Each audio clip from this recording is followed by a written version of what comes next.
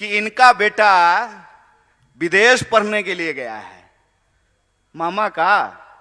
और मामा के एक संदर्भ में मैं आपको बता दूं, मेरा नाम कन्हैया है और कन्हैया ने कंस का वध किया था और कंस भी मामा था। यह संदर्भ मैं इसलिए बता रहा हूं कि हमको सच्चाई आंख खोल करके देखने की जरूरत है। इस प्रदेश में गरीब के लिए महाविद्यालय नहीं बनेगा, गरीब के लिए विश्वविद्यालय नहीं बनेगा, गरीब के लिए छात्रावास नहीं बनेगा। क्यों? क्योंकि जब मुख्यमंत्री का बेटा विदेश पढ़ने के लिए जाएगा तो आदिवासी के लिए महाविद्यालय क्यों बनाएगा? और जब चुनाव आ गया है, 20 साल से सरकार चला रहे हैं, जब चुनाव में 20 महीना बचा है, तब इनको बहन जी लाडली की याद आई है और क्या कह रहे हैं कि हम 2000 रुपया दे देंगे। चचा, आप 2000 रुपया अपने पास रखिए, यह बताइए कि 350 का सिलेंडर 1400 रुपए में क्यों मिल रहा है? 750 रुपया तो रिचार्ज कराने में लगता है। बहनें यहां पे बैठी हुई हैं, 2000 रुपया दे दीजिएगा तो 2 महीना ठीक से 2 मोबाइल रिचार्ज भी नहीं हो पाएगा। ठगते हैं, ठग रहे हैं हमको।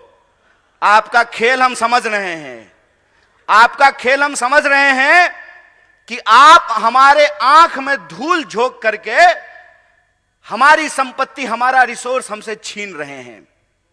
और जब हम अपने जल जंगल जमीन की बात करते हैं तो ये हमारे ऊपर तरह तरह का आरोप लगाते हैं।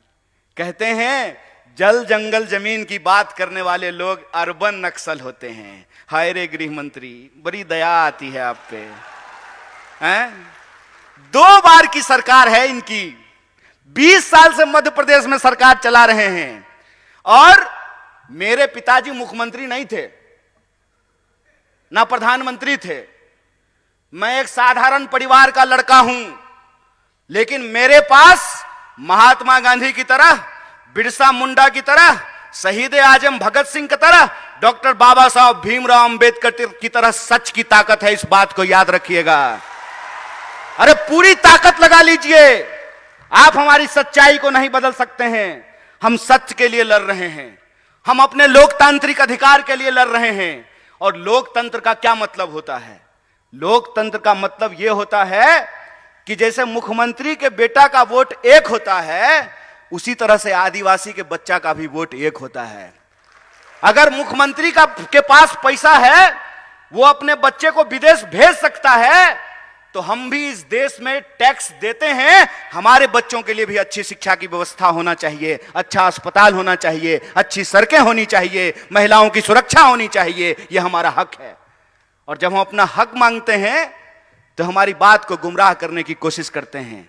लेकिन हम गुमराह होने वाले नहीं हैं, इनका खेल हम समझते हैं। हम आपके टैक्स के पैसे से, आपके टैक्स के पैसे से हमने पीएचडी की है, हमने आपका नमक खाया है। और हम नमक हराम नहीं हैं, हम नमक हलाल हैं। और हम आपके साथ यह नमक का वादा करते हैं क्योंकि हम महात्मा गांधी की पार्टी से हैं। और महात्मा गांधी ने नमक का आंदोलन कराया था और अंग्रेजों को धूल चटाया था। इस बात को हम इनको याद दिलाना चाहते हैं। अगर हम इस देश को अंग्रेजों से मुक्ति दिला सकते हैं तो अंग्रेजों की चापलूसी करने वालों से भी मुक्ति दिला सकते हैं। हमारे स्कूलों को बंद करके, हमारे छात्रावासों को बंद करके, तरह तरह का भर्ती घोटाला करके, घोटाला खत्म ही नहीं हो रहा है। रोज नया घोटाला पैदा हो जाता है। अभी जो नया घोटाला आया है उसका नाम है पटवारी घोटाला।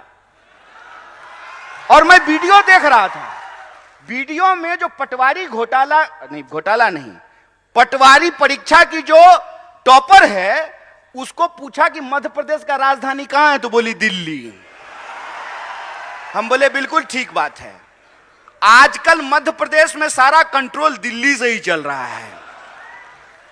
बेचारे नरोत्तम मिश्रा जी, उनको फिल्म का बड़ा इंटरेस्ट है, अक्सर दीपिका पादुकोण को देखते रहते हैं कि दीपिका पादुकोण क्या पहनी है। अरे राज्य चला लो यार, गृह मंत्री हो, तुम्हारे राज्य में सबसे ज्यादा महिलाओं के खिलाफ अत्याचार हो रहे हैं, सबसे ज्यादा आदिवासियों के खिलाफ अत्याचार हो रहे हैं, राज्य समल में नहीं रहा है। कहते हैं ना, घर में नहीं दाने, अम्मा चली भुनाने। पहले अपना राज्य तो चला लीजिए। आए दिन घोटाले होते रहते हैं और पूरा कंट्रोल। पहले इनको मुख्यमंत्री बनने का मन था, मुझे भी सूत्रों से पता चला है। क्या जी साहब, मीडिया के लोग यहां बैठे हुए हैं, बोलिए ना, डरिए मत।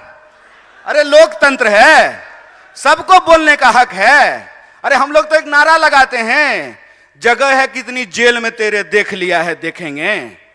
कितने लोगों को जेल में डाल देंगे। सच बोलिए, सच की ताकत होती है।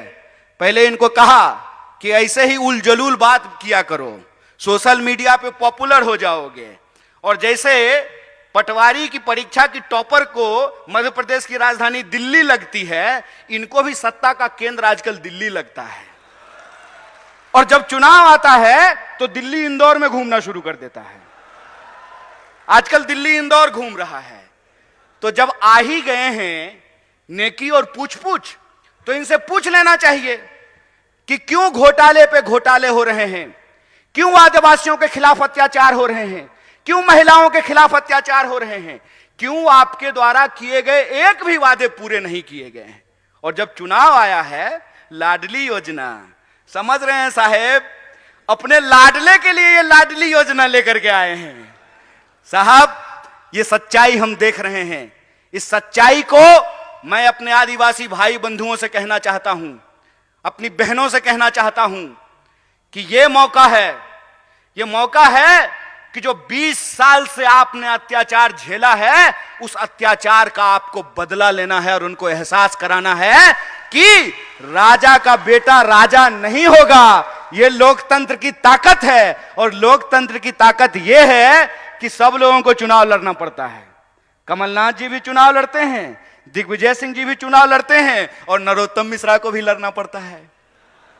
एक उदाहरण आप मुझे सोच करके बताइए। और यहां पे चूंकि कांग्रेस के वरिष्ठ नेता मौजूद हैं और हमारे आदिवासी भाई बंधु हैं, इसलिए कहना जरूरी है कि श्रीमती गांधी को 2 बेटे, संजय गांधी और राजीव गांधी, दोनों कांग्रेस में थे। बाद में संजय गांधी जी की पत्नी बीजेपी में चली गई, चुनाव लड़ी, चुनाव जीती। राजीव गांधी जी की पत्नी भी चुनाव लड़ी, चुनाव जीती। तो बीजेपी में लोकतंत्र कैसे है और कांग्रेस में राजतंत्र कैसे है? वहां जो बहू चुनाव जीती तो वो लोकतंत्र है, और श्रीमती गांधी की यहां जो बहू चुनाव जीते तो यह राजतंत्र है। हाय रे बेईमान, बेशर्मी देखे हो, बेशर्मी। अरे वे कांग्रेस पार्टी ही है जिस पार्टी ने इस देश में जमहूरियत को स्थापित किया है। और यह जमहूरियत की ताकत है कि राहुल गांधी जब अमेठी से चुनाव जीतते हैं तो इनके नजर में वो राजतंत्र है। और वो मैडम जो है, सास जो कभी बहू थी,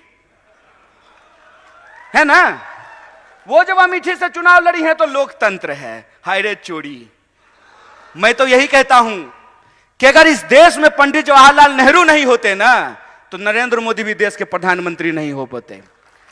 अगर इस देश में गांधी नहीं होते, इस देश में अगर भगत सिंह नहीं होते, इस देश में अगर बिरसा मुंडा नहीं होते, इस देश में अगर डॉक्टर बाबा साहब भीमराव अंबेडकर नहीं होते, तो एक आंगनबाड़ी का बेटा खड़ा होकर के 2-2 मुख्यमंत्री के सामने भाषण नहीं दे रहा होता।